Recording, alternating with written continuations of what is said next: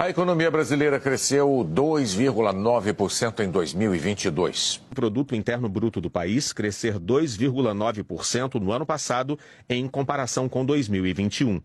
A alta de 2021 tinha sido de 5%. A inflação oficial do Brasil fechou 2022 em 5,79%. Ao longo de 2022, no entanto, a inflação foi perdendo força, como a gente vê nesse gráfico aqui. Olha só, ela chegou a registrar taxa negativa em julho, agosto e também em setembro, reflexo principalmente do corte de impostos sobre os combustíveis e também energia.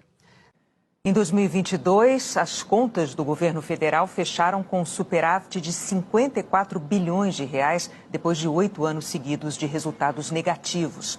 O governo brasileiro emplacou em 2022 o segundo ano seguido de contas públicas no azul. O resultado foi positivo.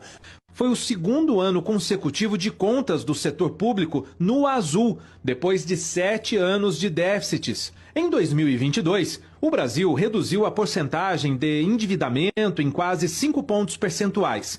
Caiu de 78% para 73,5% do produto interno bruto, já abaixo do nível pré-pandemia.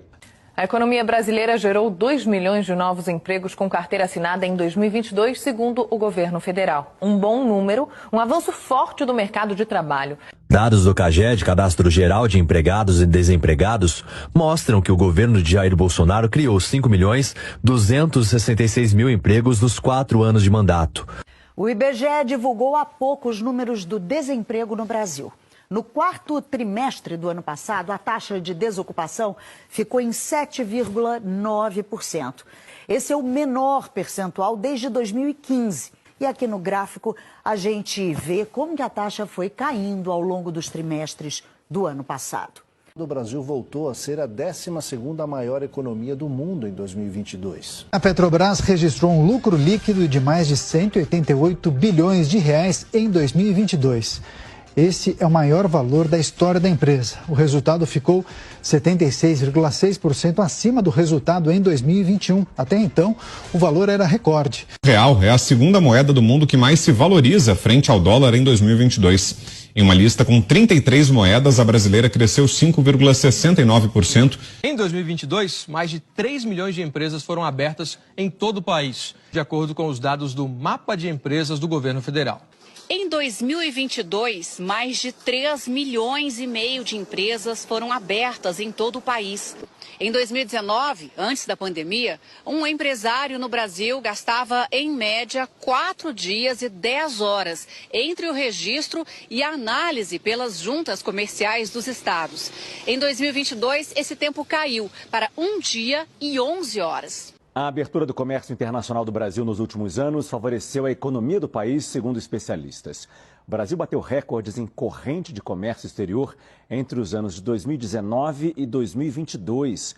$500 bilhão foram movimentados nesse período. A notícia é destaque no nosso site cnnbrasil.com.br. De acordo com dados do Banco Mundial, o comércio exterior sobre o PIB brasileiro foi em 2021 o maior da série histórica iniciada em 1960, chegando a 39%.